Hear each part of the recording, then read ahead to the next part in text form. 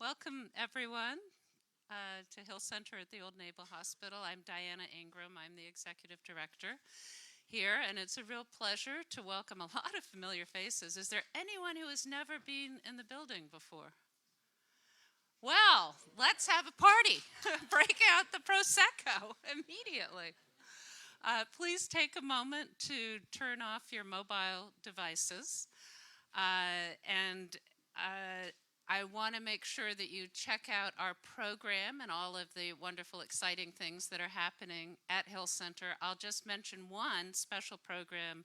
I believe it's December 7th, Life of a Poet is coming back, and I think there's a mention in your program, so think about coming back for that.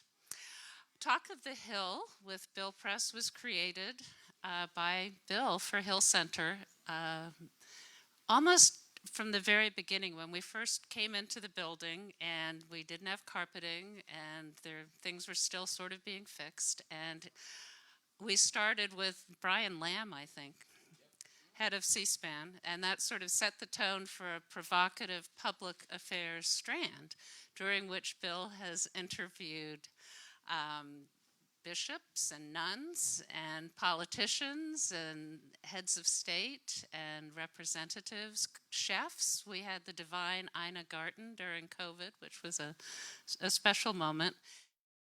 Someone like Bill Press, who has so many demands on his time, who is an author, a journalist, an award-winning presenter and provocateur. It is really special to have him here in this very important series. And it is a thrill to welcome Heather Booth, one of the most dynamic women of our time, a feminist, and a strategizer, someone who has really taken apart just about every kind of campaign that one could think of. And I'm really pleased to have you here. Thank you very much. And I'll turn this over to you, Bill. Diana, thank you so much, and how lucky we are to have Diana here from the beginning as head of the Hill Center, which has really become the vibrant community center for Capitol Hill. Well, thank you all for coming tonight. It's good to see you all. I can tell from just as you walked in and spotted Heather that I think everybody here is a friend of Heather's, and so know her, at least not a personal friend, but know her and know her work. So I want to welcome each one of you here tonight. It's good to see you again. Heather, I'd like you to join me in saying hello to a very special guest tonight. You're all very special, but we're honored tonight to have in our presence the United States Deputy Secretary of Education, Cindy Martin. Cindy, stand. Oh, how lovely. Who's surprised. And to have a Department of Education that actually believes in supporting teachers and teacher unions. So this is Yeah. My son is a public school teacher in Chicago, so I'm particularly grateful. Yeah. And I'm so excited, but I did want to mention the last Talk of the Hill we had, we ended up having to do on Zoom because there was some conflict with the scheduling. But it's with George Stevens, Jr., a name you may know because he's a legendary Hollywood producer, director, was head of the U.S. Information Agency, USIA, for several years, did these marvelous documentaries about John F. Kennedy, and then he created the Kennedy Center Honors under President Carter. Wow. And led the Kennedy Center Honors all the way up through President Obama. Of course, Donald Trump didn't want anything to do with it. But anyhow, it's up on the Hill Center website, my conversation with George Stevens, Jr. I heartily recommend it. I've been so excited to get together with Heather tonight, particularly now, I think, when so many people are frustrated with politics, disappointed in politics, they're ready to throw it all in and give it up. How great to be able to get together with someone who's still a believer, who has been fighting for the good causes her entire life, who's still on the front lines. And most of all, she knows how to get things done. And she's accomplished so much and knows how the system works. So Heather, been a long time long-distance friend, and it's wonderful to see you, and thank you for coming And this I'm evening. also so glad to see you again, because he was head of the California Democratic Party when I was the national training director of the Democratic Committee. And we had a training with 550 people in California who then went out and populated a number of the campaigns to build real organizing into our politics and to combine elections with grassroots organizing. So I want to talk to you about, I mean, there's not one progressive, righteous cause in the last 50 years that you've not been involved in or at the head of. But I have to tell you, my first question, I'm just so curious because reading your life again and your history again on Wikipedia and other sites before this evening, the line that kept coming up was, she was arrested for, she was arrested here. How many times have you been arrested? Do you remember? I do know a number of times. However, I'm impressed. well, let me tell you the story of the first time I was arrested. I was 18 years old. I was one of the northern students that were recruited to go to Mississippi Summer in 1964. And I was holding up a sign in a voter registration drive with very courageous African Americans were trying to register to vote and to live a life with any dignity and respect. And we were arrested by the sheriff in Bolivar County in order to stop the voter registration drive. And there's a picture of me holding up this sign, and it's just taken moments before I was arrested. I was not doing civil disobedience. I was actually trying to enforce the laws of the country and ensure that people could actually vote, make democracy work. And people probably know about that summer because it's during that summer that the three young men, Andrew Goodman, James Chaney, and Michael Schwerner, were killed at the hands of the Klan.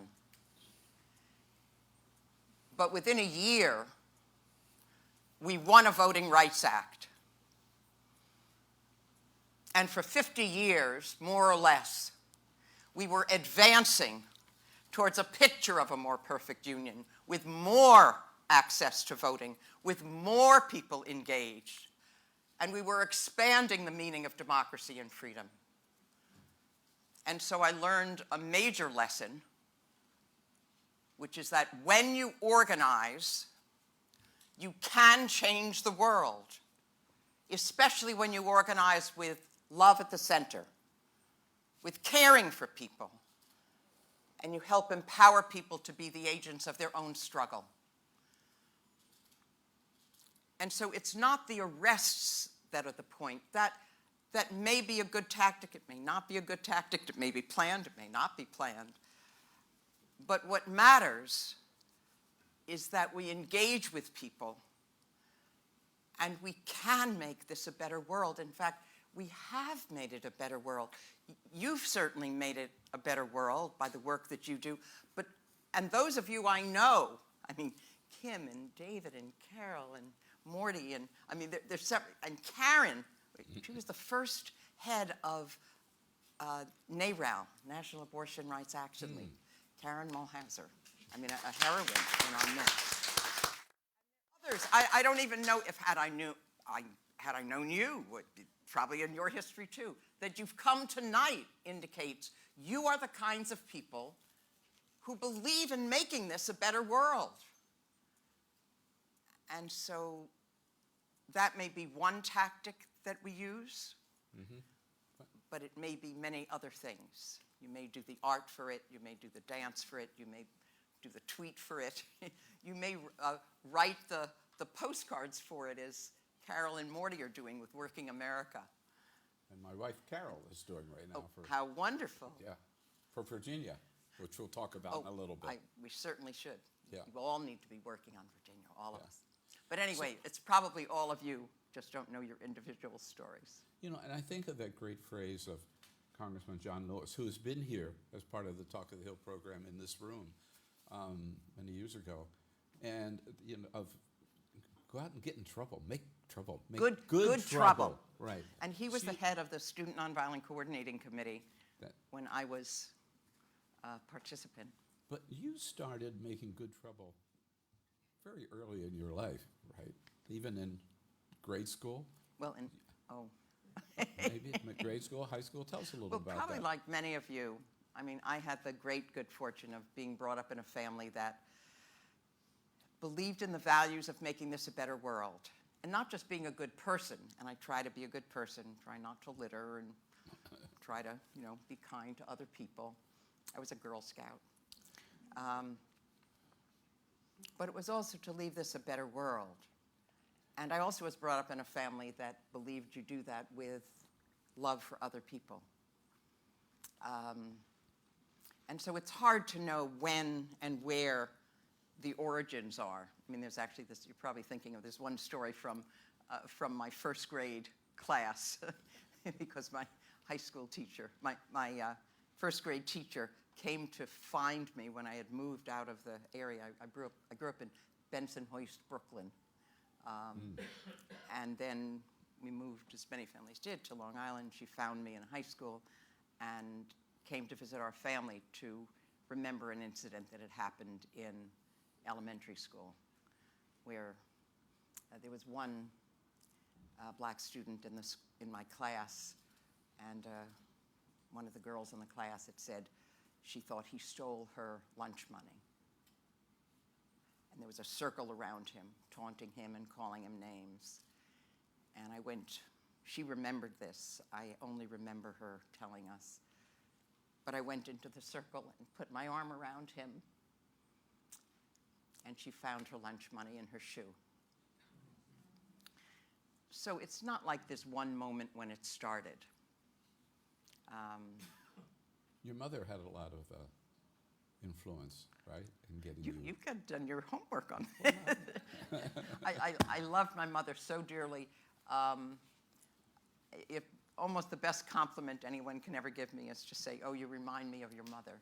And, oh, how wonderful. I mean, she brought singing and light and life and love to all she did. Yeah, and I read that The Feminine Mystique was her Bible. Where did you read all of this? Listen, you got to be careful when you do a Talk of the Hill program. I'd say we're reported to the FBI, but this is but now it's our FBI. That was a great story. I mean, of course, and we'll get to that too. I mean, reproductive rights for women has been one of the major focuses of your organizing and work. But let's go back to civil rights for a second. How do you see today? We certainly have made a lot of progress. Do you still see it as a work in progress? Well, democracy and justice and even the vision of an America has always been a work in progress. And we have much further to go. But for 50 years, we were making substantial progress because people organized. But now we face a backlash that's slamming almost every kind of freedom that we've been expanding, whether it was freedom to vote, freedom to have elections that actually can matter, freedom to form unions, freedom to thrive, and reproductive freedom, and others. And there's an authoritarian alternative now that is hateful and vindictive and lying and often is violent prone. And it's a conflict between those two visions of what is the future going to be. And we're really on a knife's edge. And I think we all come together tonight partly because we know we're on a knife's edge. It's that dangerous. But what we do can make a difference. And when we've organized, we've made enormous change. Even now, first of all, I tell the story on Mississippi. The terror and the hate and the lynching that was there in Mississippi, it's not like that was a time for people in Mississippi that was better than now. But right now in Mississippi, there's someone running for governor who's actually a relative of Elvis Presley, who's, at least in the polls, who's a Democrat, and who's beating the Republican in the polls. when you organize, it's amazing what you can achieve. And just imagine what we've achieved.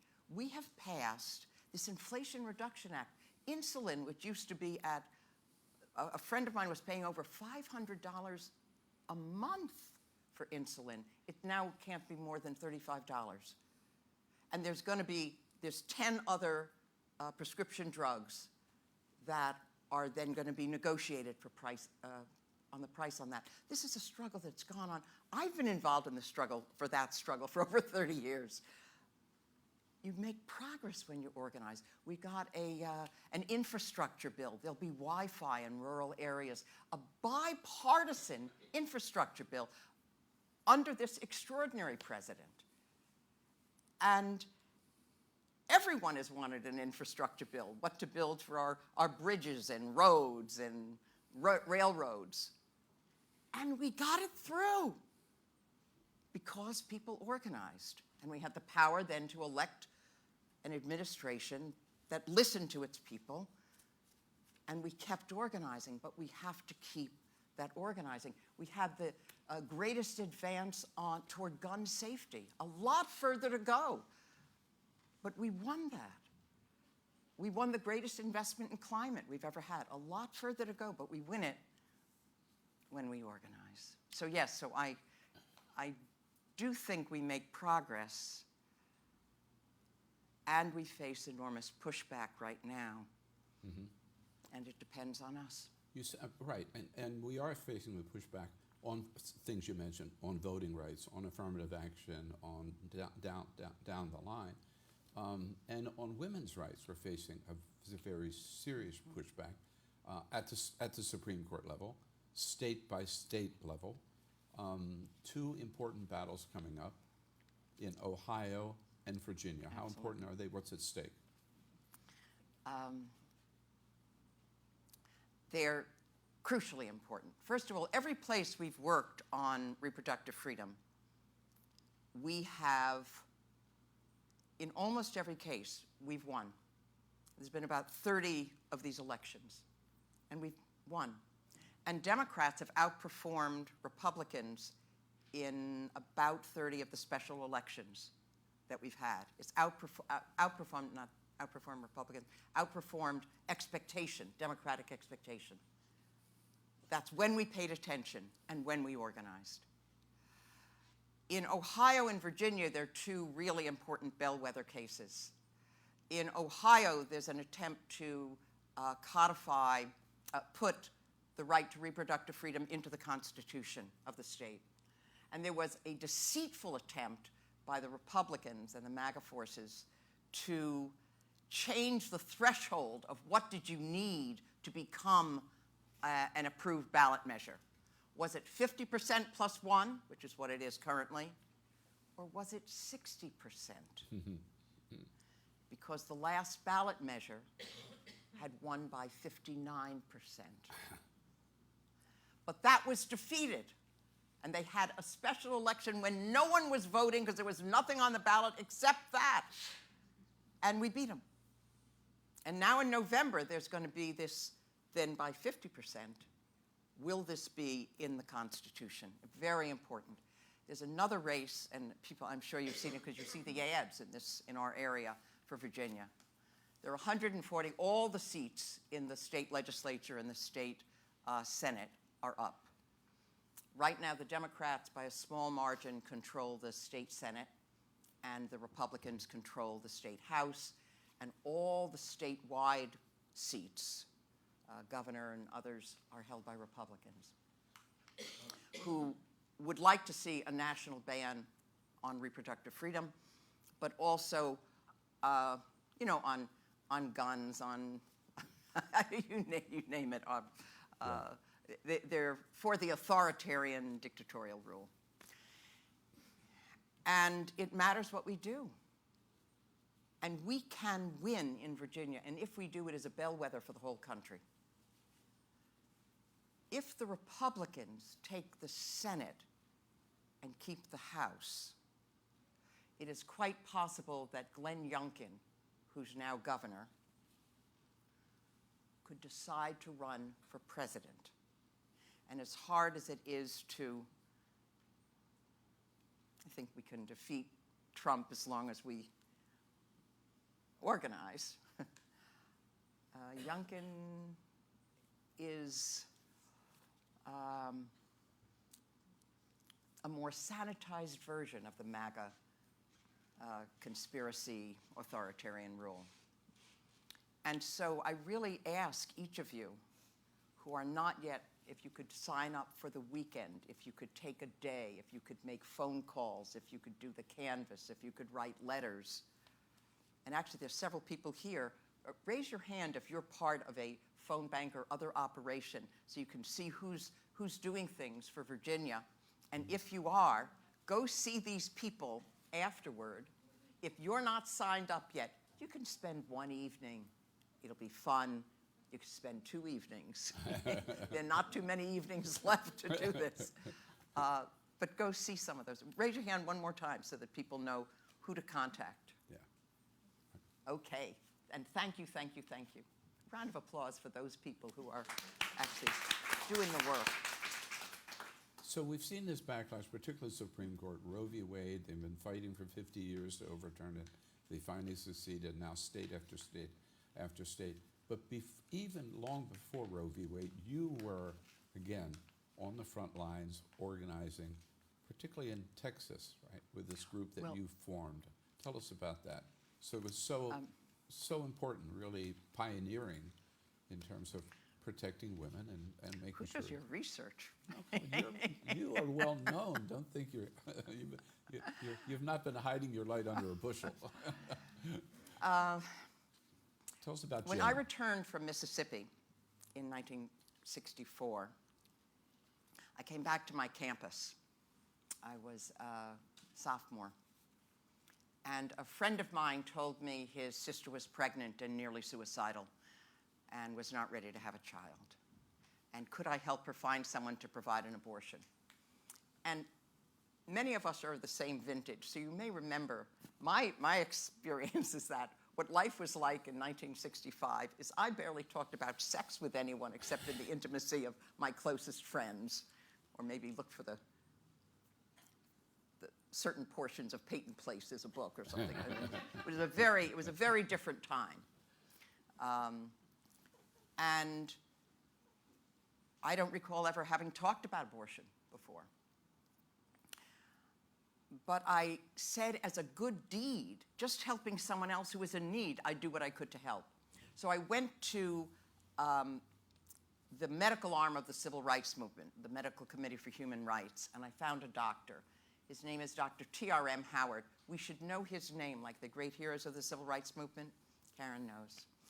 I only learned this later, but he had been a great civil rights leader in Mississippi until his name appeared on a Klan death list because he, amongst many other things, had called for an investigation into the murders of Emmett Till. And so he came into, who's a teenager from Chicago who was killed when he went to visit his aunt in Mississippi. He came to Chicago, and I didn't realize this, but he had set up a health clinic called Friendship Clinic. I only learned this many years later. But I asked him, could he do this procedure? We talked by phone. He said he would do it. I thought, oh, I did one good deed, and I really wasn't thinking about it again. And then someone else called. I made that arrangement, and word spread, and someone else called. And I figured I better set up a system.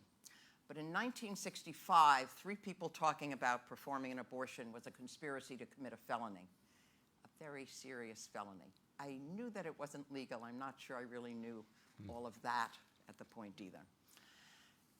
And so we decided to call the system Jane.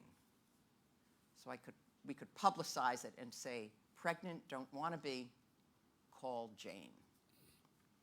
Over time, Dr. Howard left, I found someone else named Mike, and the procedures went on, and so many people were coming through. I recruited more women to assist, and Mike trained them on how to provide the procedures.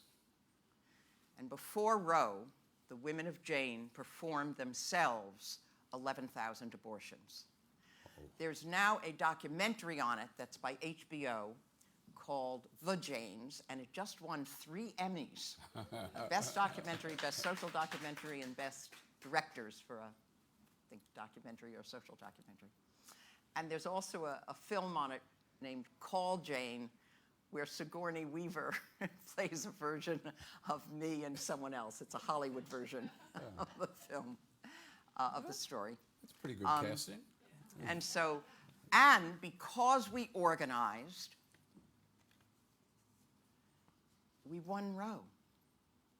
And for nearly 50 years, we advanced women so we could have full participation in the society, or fuller participation in the society. And it is the most intimate decision in a person's life about when or whether or with whom you have a child. And no politician should interfere with that decision. And that phrase that I just said is supported by nearly 70% of the population across region, race, religion, ethnicity. The only exception are white evangelicals who form a substantial portion of the MAGA Trump base. Yeah. There's no doubt that from the polling we've seen that this issue and sort of a backlash to the Supreme Court decision was a major factor in the 2022 midterms. Do you think reproductive rights are going to be a major factor in 2024? Who here thinks that it'll be a major factor? And we will make it a major factor, and it's up to us. Right, that's really where I'm going. What can we do to make it a major factor? And what are you doing? Well, I'm on your show right now. And each of us should figure out what we should do. In fact, I often talk about that we need to do 4 things, the 4 M's, like the letter M. This is on any of the issues we care about. There are many ways you can describe this or divide it up, but one is we have to get members. You're all here. Great group. Nice looking. What if each of you recruited one more person? Your sister, your brother, your neighbor, your friend, your child, who may care about the issues but may not see the importance of the election, which is true for many young people, may not see that it's that relevant. But recruit one person, 2 people, 5 people, 50 people. You've got enough days. You could do it before this election, and then we've got till 2024. Members. And the second is message. What do we say? You're doing it, obviously, in this program. You're sending out the message. Those who can, we've got social media. We've got sending out the postcards. You could write a letter to the editor. You could talk about it to your social club. The third is money. Money matters. I was told that Youngkin just put in, I think it was something over $1 million he just put into the races in Virginia. It matters what we give. We may have the $5 and the $10, but some have the $50, $100, and $500, and it's magnified. You know the song 1 + 1 make a million? We'll see that day come round. Carol knows that song. And so the money matters. And then movement. We need to show up. This week, I'm even told, is a week of support for Planned Parenthood. They're facing a $1.8 billion lawsuit in Texas for the fraudulent claim that they violated some law, that they totally didn't. Their lawyers say they definitely didn't. But it's called a SLAPP suit. It's a suit designed to destroy the organization. And the same judge that will rule on it is the same judge who ruled that mifepristone, which is used in 70% of abortions currently, ruled that that was illegally decided by the Food and Drug Administration, though it's been on the market for 20 years. It is proven safer than Viagra or Tylenol, and he ruled that they shouldn't have said that this was a legitimate thing. But there's a So showing up, I'm told that this week will be a movement, there'll be events for Planned Parenthood. And if you go to the Planned Parenthood website, you can see if there's events nearby or ways to show up or social media to further publicize it. But there will be other events. And on whatever your issue, if your issue is gun safety, if your issue is climate, we can all show up together. So that's the movement. So it's members, message, money, movement. We can all do something. There you go. And March, right? Add a fifth one. So, out of all of this, right, we always go about a half an hour and then we turn everything over to you. And I know you're brimming with questions, but so am I. So I'm going to go a little. This is very nice. Just sort of like summing up. And you've mentioned some of them this evening, but I have to ask you, kind of from all of this experience of yours, and we haven't even talked about economic justice and the Consumer Finance Protection Bureau, which exists thanks to you organizing, working with Elizabeth Warren, another area. So out of all of that, what are some of the lessons that you've learned that you feel are important to pass on? What Bill's referring to is often I get asked to run a variety of campaigns. So I ran the campaign for financial reform that won the Dodd-Frank bill and Consumer Financial Protection Bureau. I was the senior advisor on the immigration reform campaign, and eventually we will get a pathway to citizenship. And that should get a round of applause from everyone because it is an important direction. We can never let it fall off the agenda. I ran a very large multi-million-dollar voter registration drive. I ran the marriage equality campaign at the Supreme Court, and many other issues. Right. So that's sort of the background that I bring. And out of all of that, the lessons learned, some of the Well, lessons. I end with where I started, which is the big lesson is when we organize with love at the center, we have changed this world, and we can change this world, and we need to change this world. I think that's the biggest lesson that I've learned, and that it's an ongoing struggle. And even when it seems most difficult, just to remember that we've been here before, we have won against enormous, even murderous odds when we organize. Organizing, to me, I think immediately as a long-time, lifetime union member. What was your union? AFSCME and now Oh, SAG-AFTRA. AFSCME. Right. Oh, Right. hey, and when right. they organize. I know, they get- exactly. What So what are you victories. heartened by the new signs of life in the American labor movement? I mean, we the writers' strike. Well, solidarity SAG-AFTRA. forever. Yeah. Then Bill knows this because he mentioned it downstairs, that my husband for 43 years was a staff leader within AFSCME and ended up as the assistant to the president for many years nationally. His name is Paul Booth. At AFSCME, right? At Yeah. AFSCME, yeah. And so it's very heartening. And just imagine where we came from. And right now, unions have the support of the majority of Americans. But the right wing, on this knife's edge, the authoritarian alternative, they knew that what they had to do was try and destroy unions. Mm-hmm.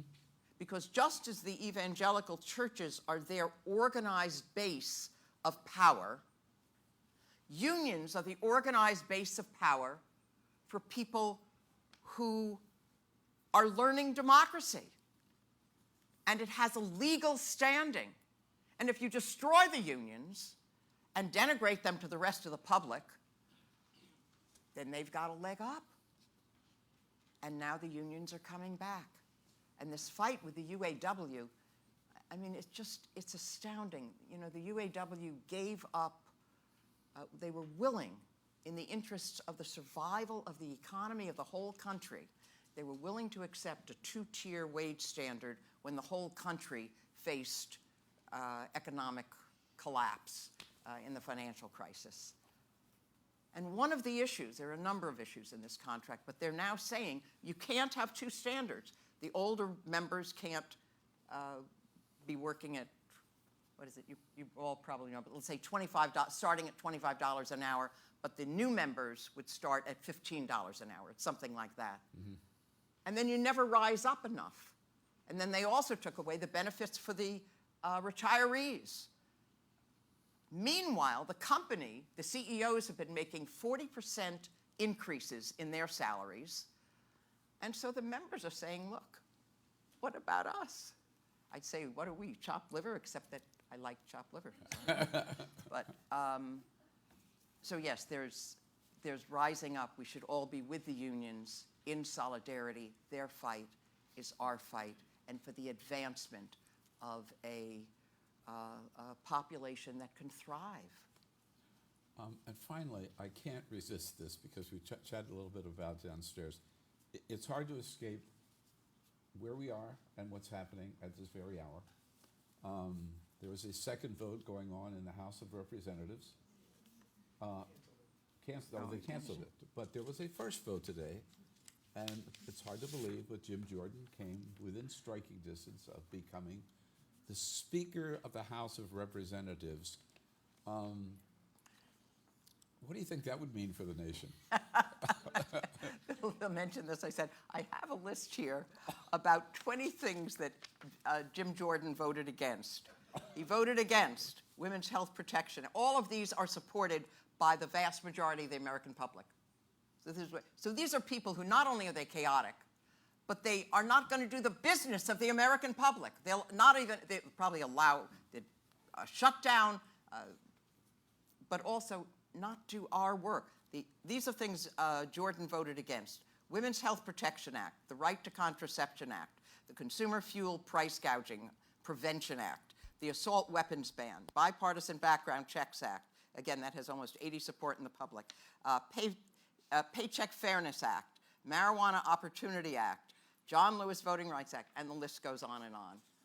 This is not someone who is supported by the American public broadly.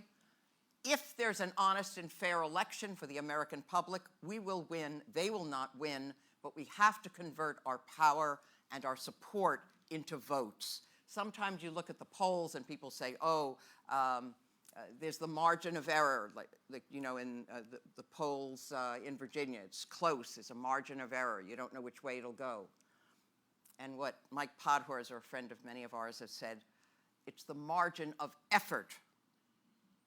It really depends on what we do. Do we turn out people who, in fact, are in support of these and other things? And by the way, when you say, what does Jordan stand for, there is one line I wanted to share about Steve Scalise, who almost made it.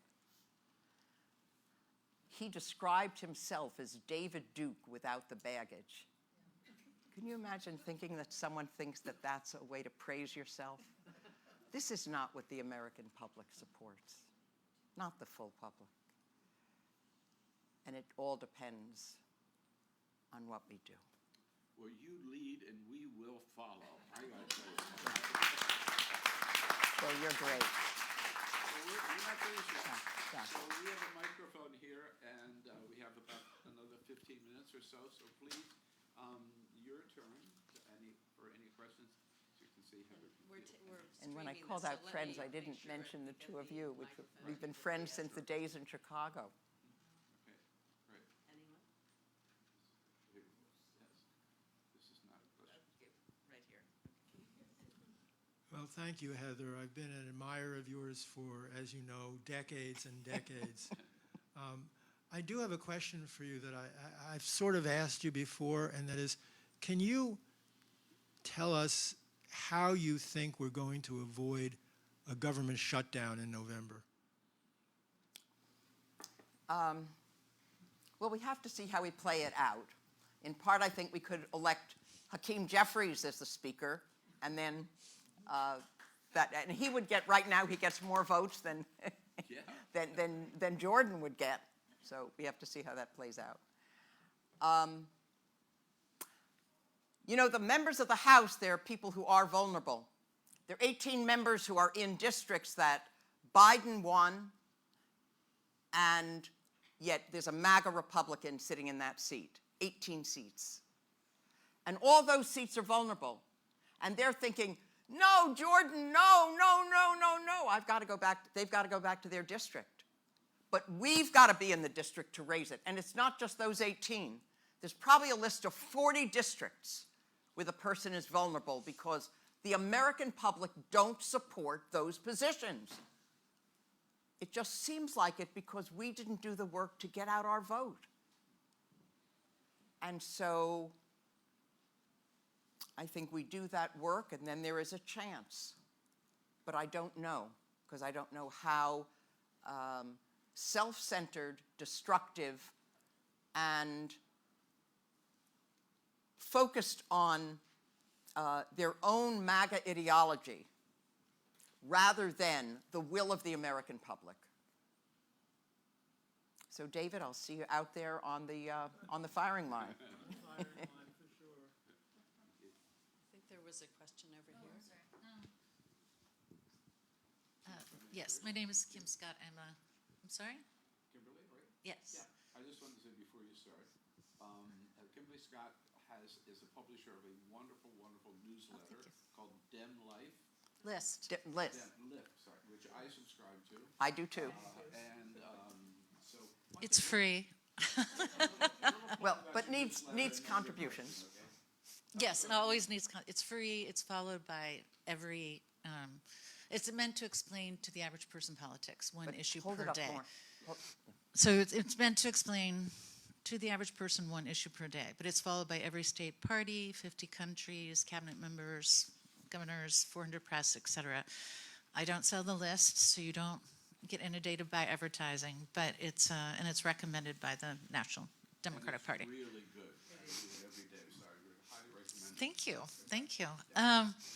I am actually, it's not so much a question as I've known Heather since I was almost a wee tyke, and a longtime mentor. But if you have not seen the movie called Heather Booth, Changing the World. So there's several movies about the Janes, but this is about, it came out several years ago. I think it's available on PBS, is it?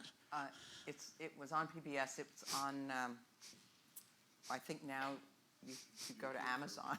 Oh, hey, oh, ooh, I know. That's where it is. But it's just, it's incredible. I mean, it's something that every generation should see, and your friends could see. It's just, you know, I don't know. I've known the stories since my 20s, not that long ago. And so it's just, I just wanted to say, please, please check it out. Love you, Kim. Okay.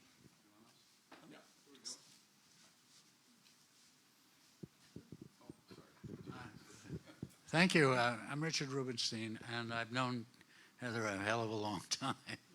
And I have to start. We work together.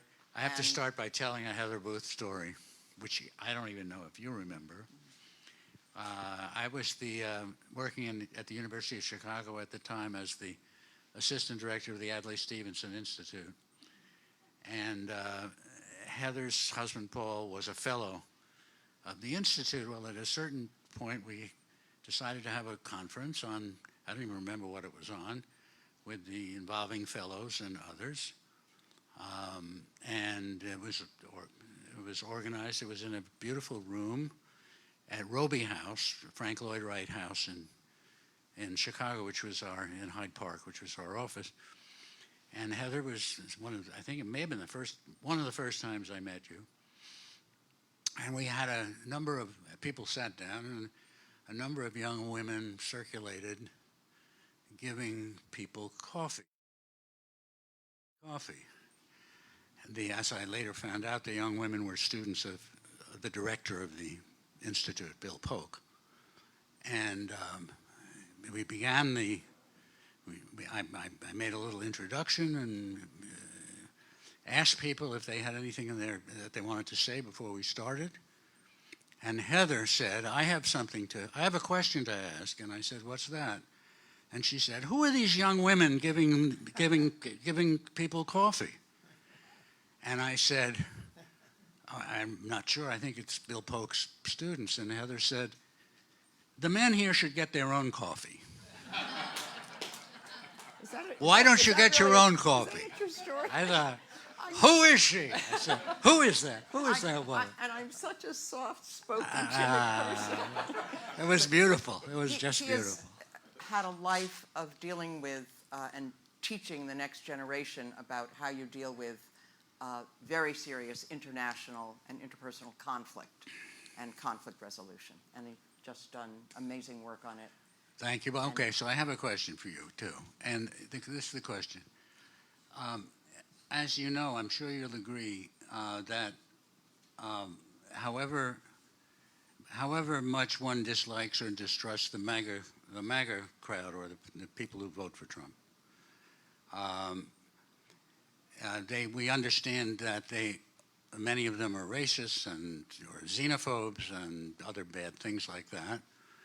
But also we understand that many of them are working people who are embittered and who have felt abandoned by the Democrats and by everybody else, and some of whom at least turned to Trump and turned to racism or cultural nationalism or whatever, in part because of their frustration as working people. And so I'm wondering, I've heard what you just said in your talk, which is absolutely right about legislation, good legislation that's come out of this administration, but I wondered what else you think progressives need to do to win back the support of working people, or to make them understand that their best interests lie in not with the Trumps or the. Well, it's also, we have to understand that what their interests are and ensure that we're promoting programs that relate to the things they do care about. But they do care about, we talked about the auto workers strike. They care about having decent pay while their corporate CEOs are making 40% increases and they're struggling to get by. They used to make a decent living and now they're struggling. Well, we have to say our future, what we will do in the future is we will work to change those standards. And in fact, there could have been labor law reform, but for the fact of 2 senators. We just need 2 more senators than we have now who are for labor rights, and we make that change. We have to say that your kids won't, or you won't be caught in this fentanyl crisis, dying. We can do something about it. And we will do something about it in the future because we'll invest. We'll invest in mental health. We'll invest in personal health. We'll improve your lives. We got broadband to rural areas, but we need more. Now we've passed the law, but we haven't made the promise real. So we find out what real people care about. And they become the actors of their story to make the change. Of course, it was generous of you to ask this question because you, as dealing with conflict resolution your whole life, you know all this, and I probably learned it from you. So thank you for the question and for your friendship.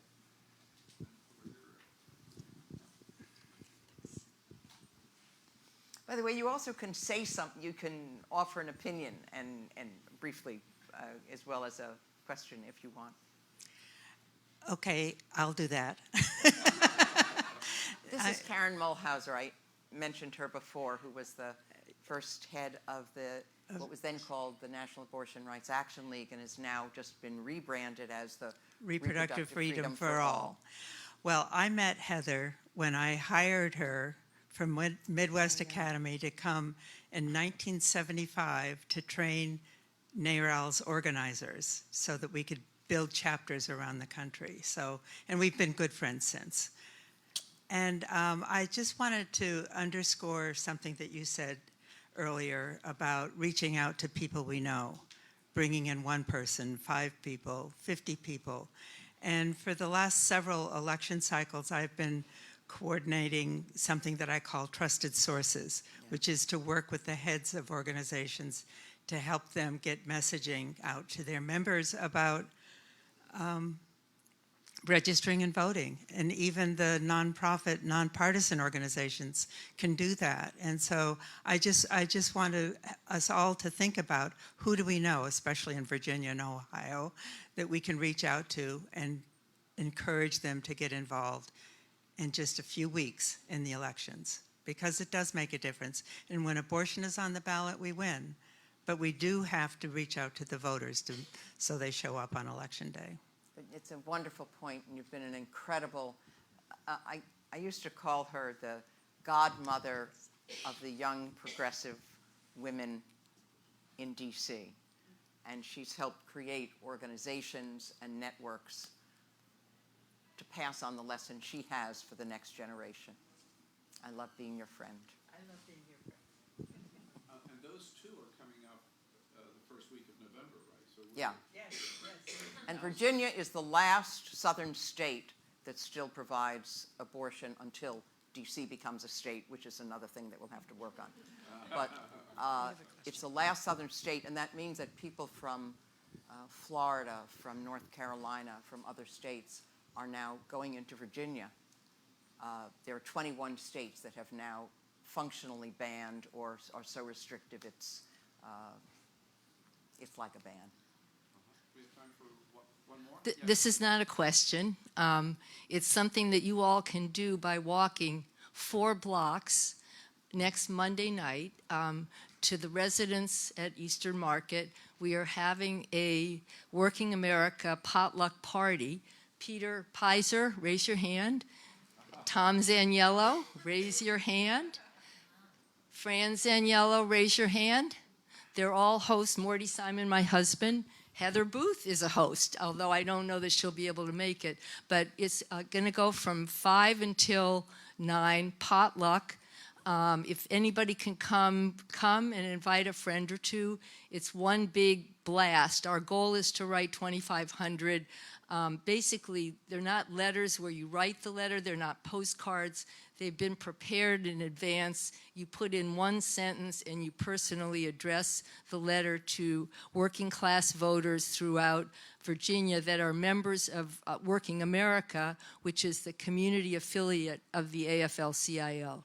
And it's a way to support building a union movement in this country and to change and to make sure that we make Virginia a winning state coming in November.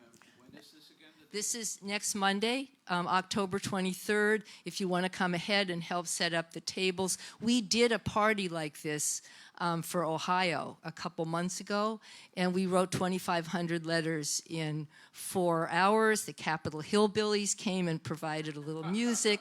The director of Working America, Matt Morrison, who is an amazing person, came from Anacostia. Karen Nussbaum, who was the founder of 9 to 5 and the founder also of Working America, and our good friend and mentor. And I would add, just as a background, Morty and I moved here from New Mexico, which we are very proud to say we moved from being basically a red state to a fully blue state because of doing the M word, the M letter that Heather talked about, building a movement.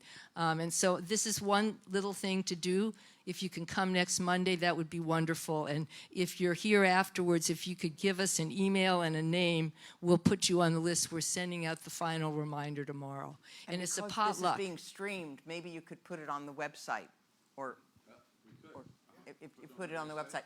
And her making that announcement, she is an organizer. That's what organizing is. So you're thinking about how can we recruit, how can we get engage people, how can we do the work with trusted sources. So if we're... Don't we feel so much better tonight? And for this